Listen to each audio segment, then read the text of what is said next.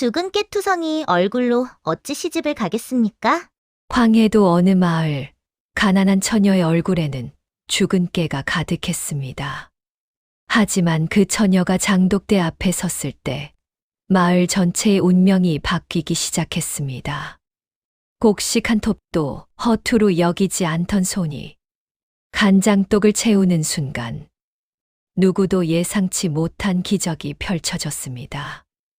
보잘것없어 보이는 겉모습 뒤에 숨겨진 진짜 보물은 과연 무엇이었을까요? 이 이야기는 전해 내려오는 설화를 바탕으로 새롭게 풀어낸 창작 이야기입니다. 한 씨의 어머니는 딸의 얼굴을 볼 때마다 한숨을 내쉬었습니다. 저 죽은 깨만 없었어도 16살 봄부터 20살이 넘은 지금까지 중매쟁이가 한신의 집 문턱을 넘은 적이 없었습니다. 마을 사람들은 한씨를 죽은 깨 색시라 불렀고 그 이름에는 연민보다 조롱이 더 많이 섞여 있었습니다. 하지만 그날 아침 마을의 가난한 선비 박모는 길가에서 무언가를 발견했습니다. 한씨가 쪼그리고 앉아 땅에 떨어진 좁쌀 한 톨 한 톨을 정성스럽게 줍고 있었던 것입니다. 그 모습은 마치 보물을 찾는 사람처럼 조심스러웠고 진지했습니다. 박모는 그 자리에 멈춰 섰습니다. 아침 햇살이 한씨의 등을 비추고 있었고 그의 손은 쉬지 않고 움직였습니다. 한 톨, 두 톨, 세 톨. 누가 보면 우스운 일이라 여길 수도 있었지만 박모의 눈에는 그 모습이 무척 아름답게 보였습니다. 황해도 해주 근처의 작은 마을은 농사와 장사로 근근히 살아가는 곳이었습니다. 봄이 오면 보리고개를 넘기 위해 온 마을이 허리띠를 졸라매야 했고 가을이 오면 겨우 숨통이 트이곤 했습니다. 마을 사람들은 대부분 농사를 지었고 일부는 장사를 했으며 소수의 양반가에서는 과거 공부에 매진하는 자제들이 있었습니다. 한씨네는 그 중에서도 가장 가난한 집안이었습니다. 아버지는 한씨가 10살 때 돌아가셨는데 큰 병을 앓다가 세상을 떠났습니다. 그 과정에서 집안의 재산은 모두 탕진되었고 어머니와 한씨 단둘만 남게 되었습니다. 어머니는 삭바느질로 한씨는 품팔이로 하루하루를 이어갔습니다. 한씨는 23이 되도록 시집을 가지 못했는데 그 이유는 얼굴 가득한 죽은 깨 때문이었습니다. 아버지가 돌아가시고 나서부터 죽은 깨가 생기기 시작했는데 세월이 흐를수록 점점 더 짙어졌습니다. 어머니는 온갖 민간요법을 써보았지만 소용이 없었습니다. 얼굴에 참깨를 뿌려놨네. 저렇게 생긴 색시를 누가 데려가겠어. 가난하기까지 한데 얼굴마저 저 모양이니. 마을 아낙네들의 수근거림이 한씨의 귀에 들려왔지만 한씨는 묵묵히 자신의 일을 해나갔습니다. 바느질 솜씨는 마을에서 제일이었고 바치를 할 때도 남들보다 더 부지런했습니다. 무엇보다 한씨에게는 남다른 점이 하나 있었습니다. 곡식 한 톨, 실 한 가닥도 함부로 버리는 법이 없었습니다. 어머니는 한씨에게 늘 말씀하셨습니다. 얘야, 하늘이 주신 것은 하나도 헛되지 않단다. 곡식 한 톨에도 농부의 땀이 배어 있고 실 한 가닥에도 누에의 희생이 담겨 있지.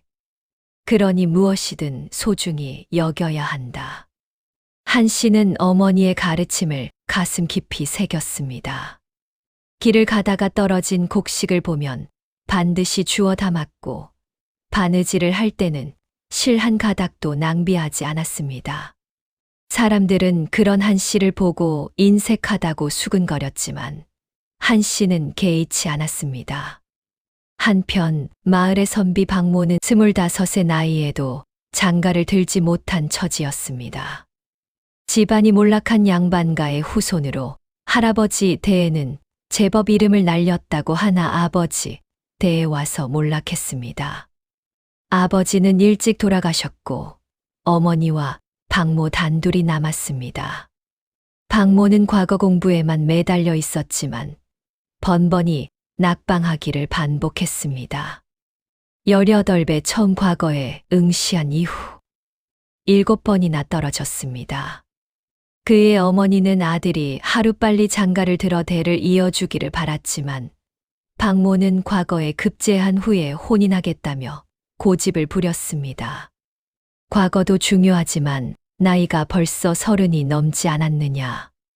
어머니의 걱정 어린 목소리에도 박모는 고개를 저었습니다. 하지만 마음 한편으로는 자신의 처지를 알고 있었습니다. 가난한 몰락 양반의 아들을 시집 보내려는 집이 드물었고 그나마 중매 이야기가 들어와도 박모가 까다롭게 굴어 성사되지 않았습니다. 박모에게는 나름의 기준이 있었습니다. 겉모습보다는 마음씨를, 재산보다는 살림 솜씨를 중요하게 여겼습니다. 하지만 그런 기준으로 사람을 찾기란 쉽지 않았습니다. 중매쟁이들이 데려오는 처자들은 대부분 얼굴과 집안만 내세울 뿐 정작 중요한 것들은 갖추지 못한 경우가 많았습니다. 그해 봄 마을에 흉년의 기미가 보이기 시작했습니다. 늦추위가 길어지면서 보리 농사가 시원치 않았고 여름 장마까지 이어질 조짐이었습니다. 마을 사람들은 불안해했고 곡식값이 오를 것을 우려하여 미리 곡식을 사들이기 시작했습니다. 박모는 과거 공부를 하러 서당으로 가던 길에 한 씨를 보았습니다.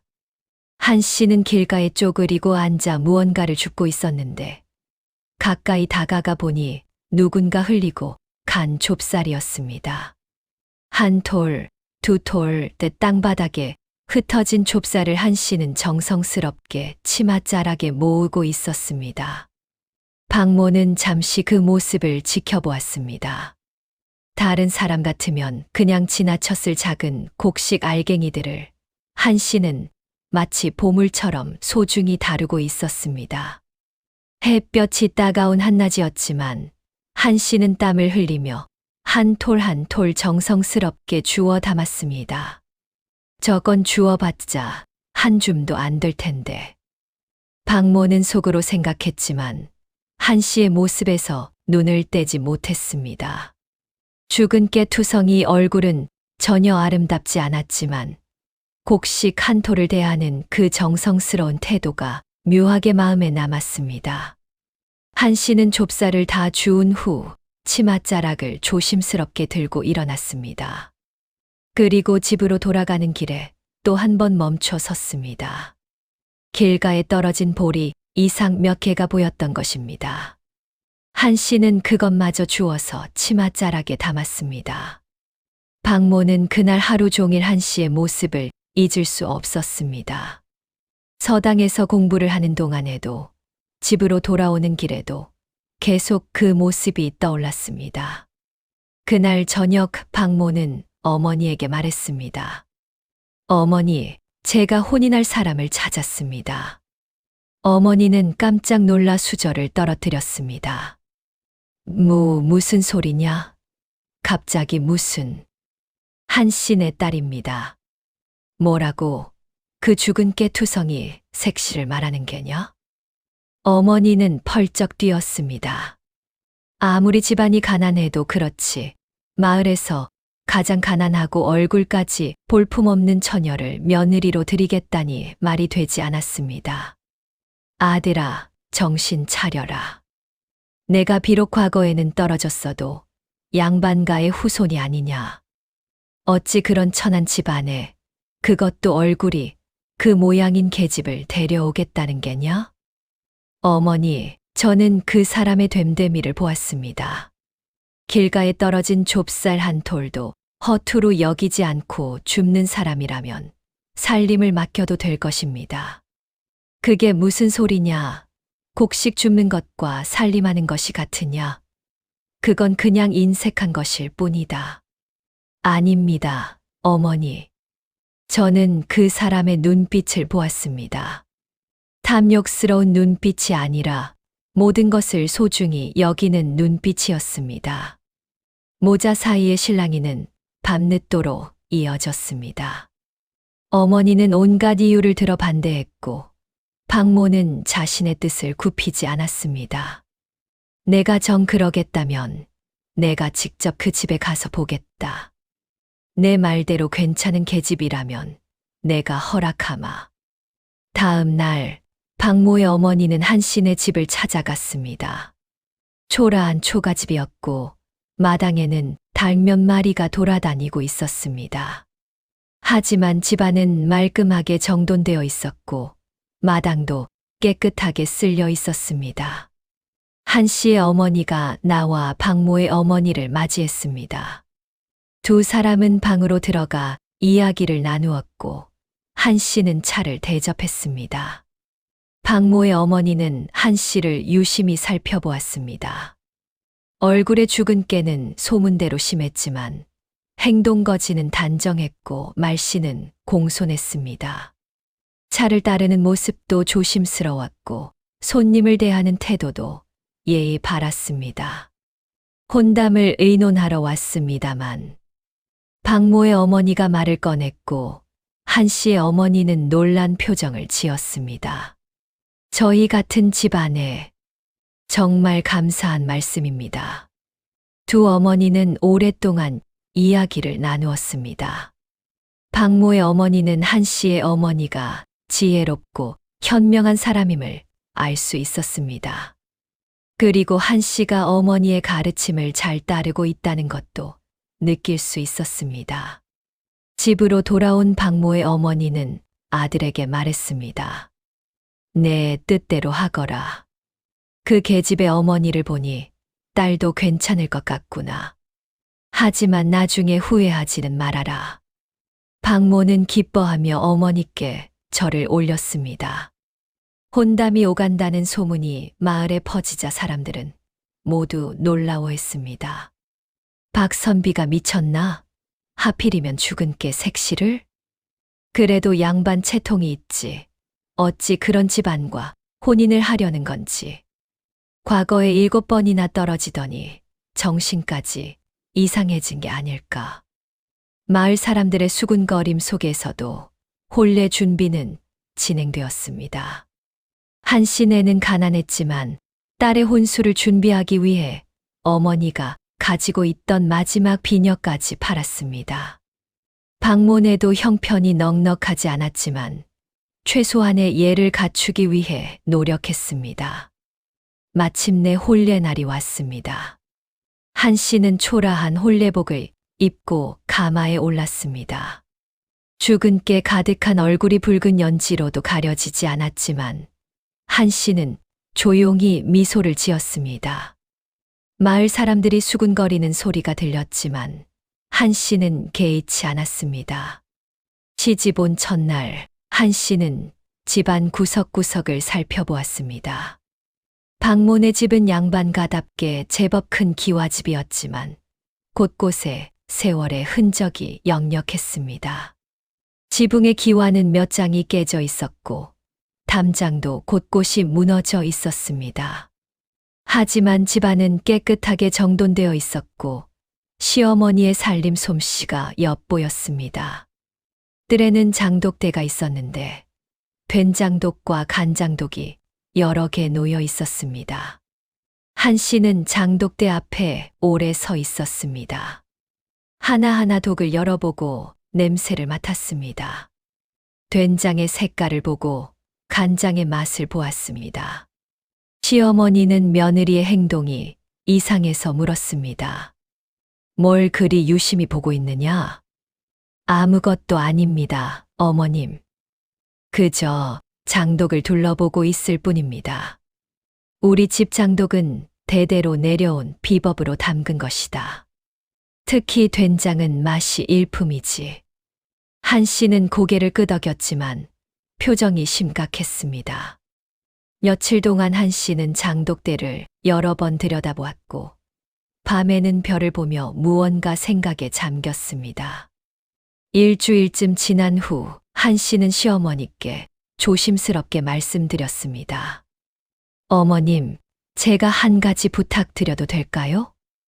무슨 부탁이냐? 된장독을 모두 비우고 올해는 간장만 담그면 어떨까 합니다. 시어머니는 어이가 없다는 표정을 지었습니다. 무슨 소리냐? 된장 없이 어찌 반찬을 만들겠느냐? 게다가 된장은 우리 집안의 비법으로 담근 것인데 그걸 다 버리라고. 버리는 게 아니라 팔자는 겁니다. 그리고 올해는 간장이 귀해질 것 같습니다. 그걸 내가 어찌 아느냐? 시집 온 지 며칠 되지도 않은 계집이 무슨 큰 소리냐? 시어머니는 화를 냈습니다. 하지만 한 씨는 차분하게 말을 이었습니다. 어머님, 제가 본 것이 있습니다. 올봄 날씨를 보니 늦추위가 길었습니다. 그러면 보리 농사는 흉년이 들 것이고 사람들은 불안해서 콩을 많이 심을 것입니다.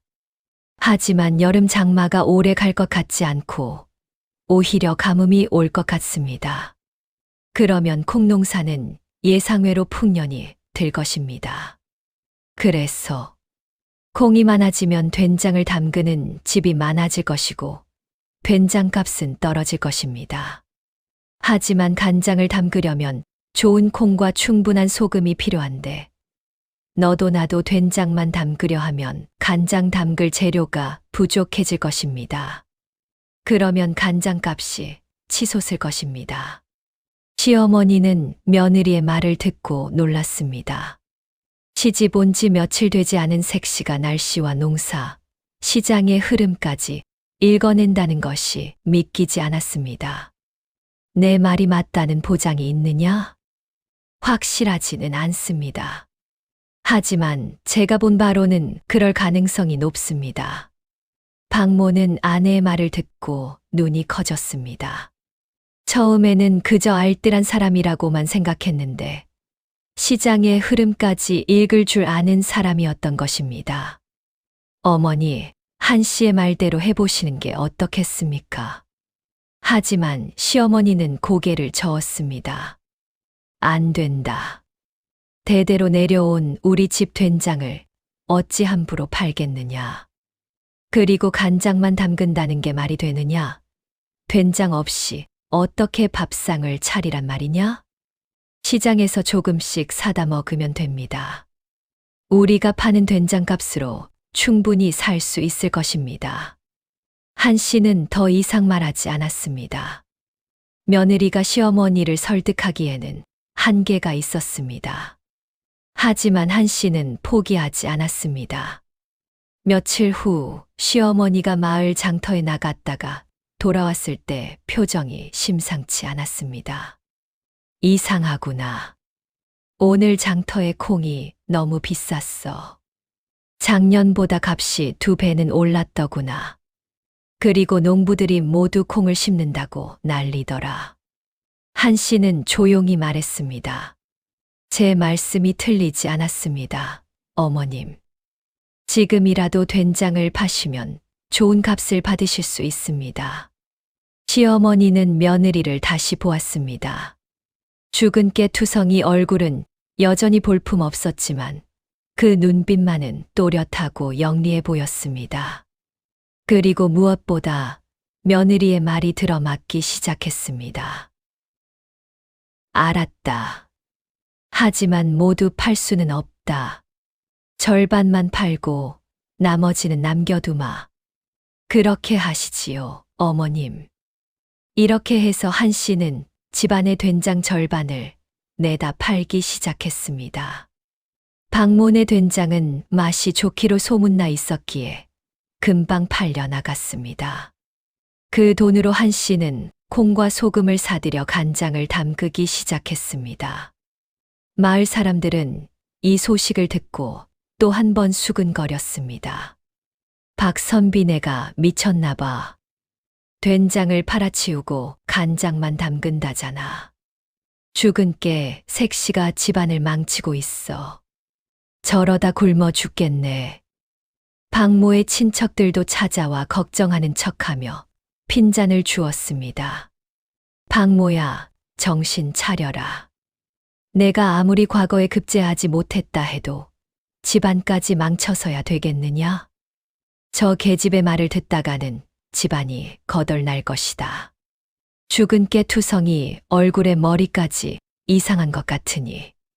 하지만 박모는 아내를 믿었습니다. 한 씨가 길가에서 좁쌀을 줍던 모습이 계속 떠올랐습니다. 그런 사람이 함부로 집안 살림을 망칠 리 없다고 생각했습니다. 여름이 왔고 한 씨의 예측대로 장마가 짧았습니다. 대신 가뭄이 찾아왔지만 콩은 가뭄에 강한 작물이었기에 오히려 잘 자랐습니다.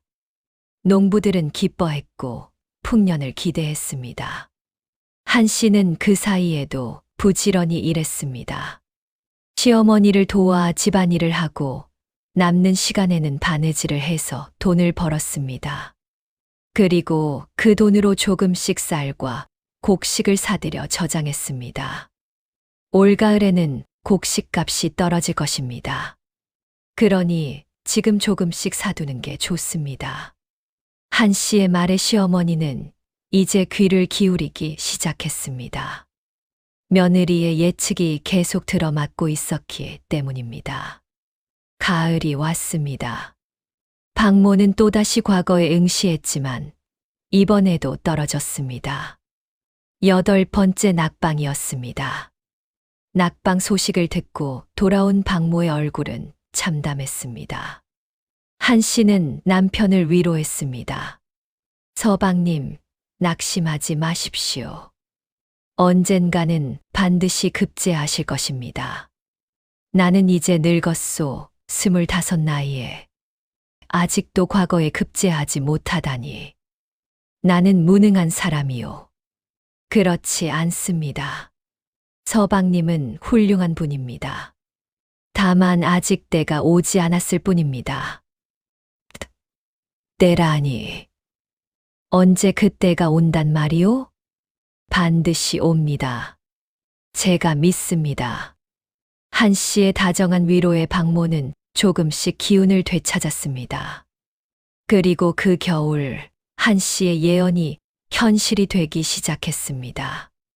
이듬해 봄 마을에 이상한 소문이 돌기 시작했습니다. 올해는 된장값이 바닥을 쳤대. 콩농사가 너무 잘 돼서 된장이 넘쳐난다잖아. 그런데 간장은 귀하다며 값이 작년보다 3배나 올랐대. 한 씨의 예측이 정확히 맞아떨어진 것입니다. 전년도 흉작이 우려됐던 콩농사는 의외로 대풍년이 들었고 그 덕분에 된장을 담그는 집이 많아져 된장값이 폭락했습니다.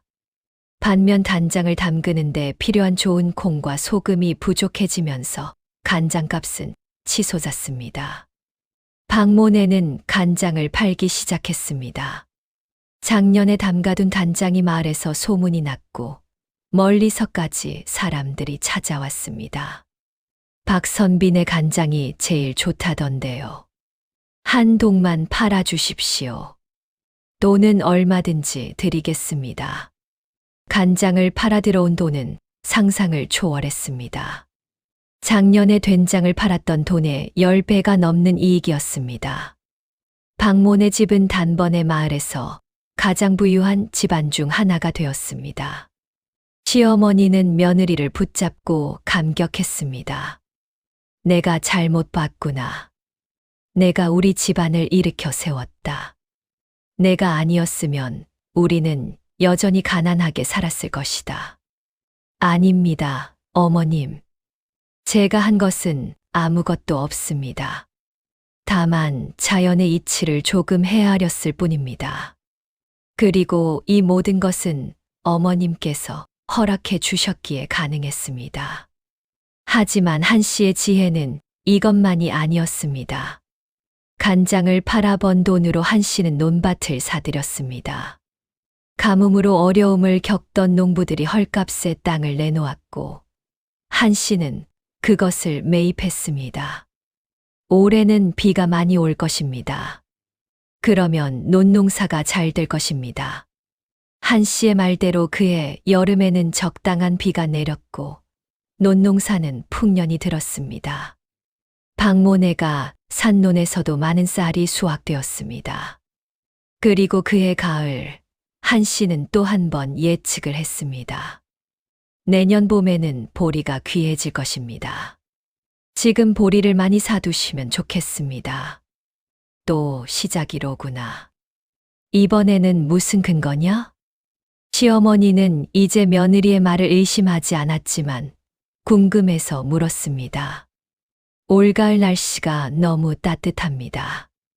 이렇게 따뜻하면 해충이 많이 살아남을 것이고 내년 봄 보리 농사에 피해를 줄 것입니다.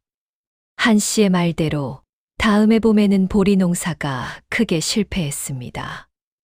해충의 피해가 컸고 냉해까지 겹쳤습니다. 보리값이 치솟았고 한 씨가 저장해둔 보리는 다시 큰 이익을 가져다 주었습니다. 불과 2년 만에 박모네 집안은 마을에서 손꼽히는 부자가 되었습니다. 시어머니는 며느리에게 집안 살림을 모두 맡겼고 한 씨는 지혜롭게 살림을 꾸려나갔습니다. 그리고 그해 가을 박모는 마침내 과거에 급제했습니다. 급제 소식을 들고 집으로 돌아온 박모는 감격에 겨워 눈물을 흘렸습니다. 집안 형편이 나아지면서 마음의 여유가 생겼고 그 덕분에 공부에도 더 집중할 수 있었던 것입니다.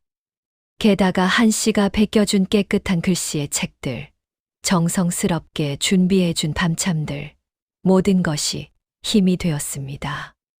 한 씨, 모두 당신 덕분이요. 박모는 아내의 손을 잡았습니다. 그리고 그 순간 박모는 깜짝 놀랐습니다. 한 씨의 얼굴에서 죽은 깨가 모두 사라져 있었던 것입니다.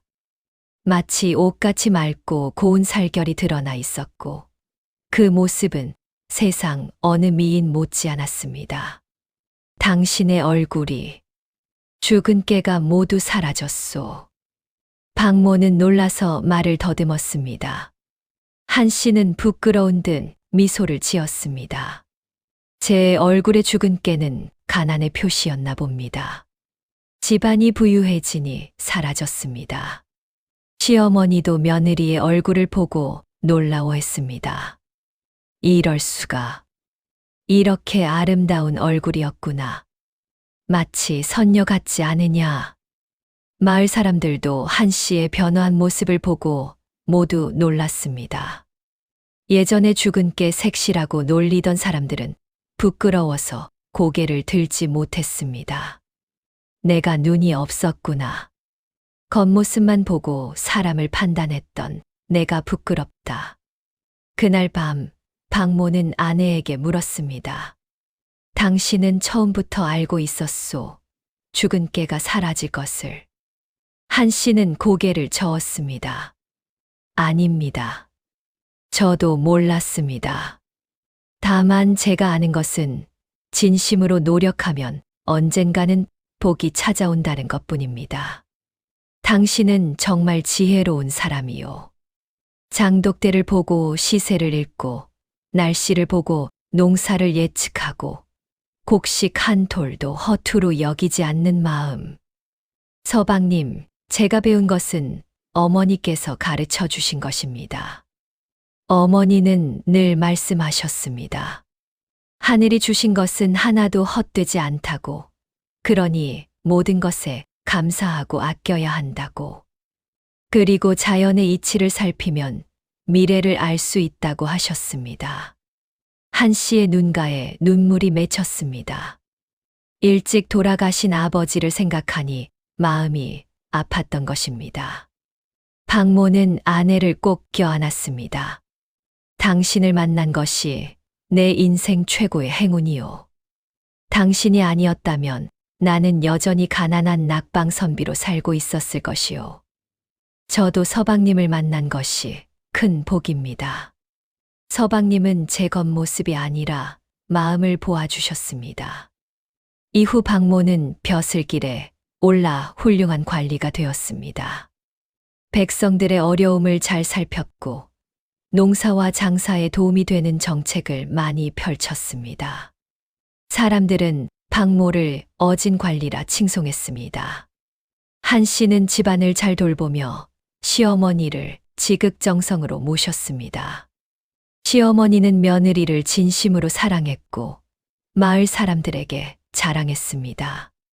우리 며느리만큼 훌륭한 사람이 어디 있겠느냐.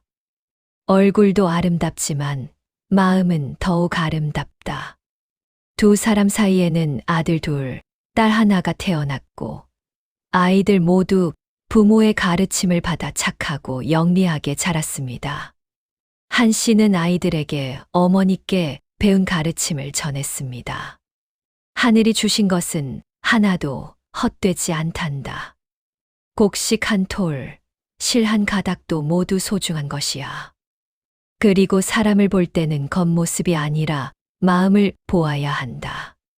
한 씨는 부유해진 후에도 예전의 마음가짐을 잃지 않았습니다. 여전히 곡식 한 톨을 소중히 여겼고 가난한 이웃을 도왔습니다. 죽은 깨 때문에 혼처를 찾지 못하는 처녀가 있으면 먼저 나서서 좋은 혼처를 찾아주었습니다. 얼굴은 마음을 담는 그릇일 뿐입니다. 중요한 것은 그 안에 담긴 마음입니다. 사람을 판단할 때는 겉모습이 아니라 행동을 보십시오. 한 씨의 말은 마을 사람들에게 큰 깨달음을 주었습니다. 많은 사람들이 한 씨를 찾아와 조언을 구했고, 한 씨는 자신의 경험을 나누며 사람들을 도왔습니다. 사람들은 그의 성공보다 한 씨의 지혜를 더 칭송했습니다. 죽은 깨 색시가 아니라 복덩이 색시였지. 겉모습만 보고 사람을 판단했던 우리가 부끄럽구만. 한 씨 부인의 지혜가 집안을 일으켰고 박선비를 성공하게 만들었어. 박모는 사람들에게 말했습니다. 제 아내의 죽은 깨는 복이 얼굴로 옮겨간 것이라 생각합니다. 가난할 때는 얼굴에 머물렀다가 그 지혜로 집안을 일으키니 마음속으로 들어간 것이지요. 진정한 아름다움은 겉이 아니라 속에 있는 법입니다. 그날 밤 박모와 한 씨는 장독대 앞에 나란히 섰습니다. 달빛 아래 간장독과 된장독이 고요히 놓여 있었습니다. 세월이 흘렀지만 장독대는 여전히 그 자리에 있었고 구수한 냄새를 풍겼습니다. 당신이 처음 이 장독대를 봤을 때가 기억나오. 저도 기억합니다. 그때 저는 생각했습니다. 이 집에 와서 제 진짜 가치를 보여드리겠다고. 당신은 그 약속을 지켰소. 아니, 그 이상을 해주었소. 두 사람은 손을 잡고 달을 바라보았습니다. 장독대에서 풍겨오는 구수한 된장 냄새와 간장 냄새가 밤 공기에 스며들었습니다. 한 씨는 생각했습니다. 사람들은 자신의 죽은 깨가 사라진 것을 기적이라 했지만 진짜 기적은 따로 있었습니다. 자신의 겉모습이 아닌 마음을 보아준 남편을 만난 것, 그리고 그 믿음에 보답할 수 있었던 것, 그것이 진짜 기적이었습니다. 박모도 생각했습니다. 길가에서 좁쌀을 줍던 그 순간 자신이 본 것은 죽은 깨 투성이 얼굴이 아니라 곡식 한 톨을 소중히 여기는 마음이었습니다. 그 마음이 결국 자신의 인생을 바꾸어 놓았습니다. 그들의 이야기는 마을에서 마을로, 고을에서 고을로 전해졌습니다. 그리고 사람들은 깨달았습니다.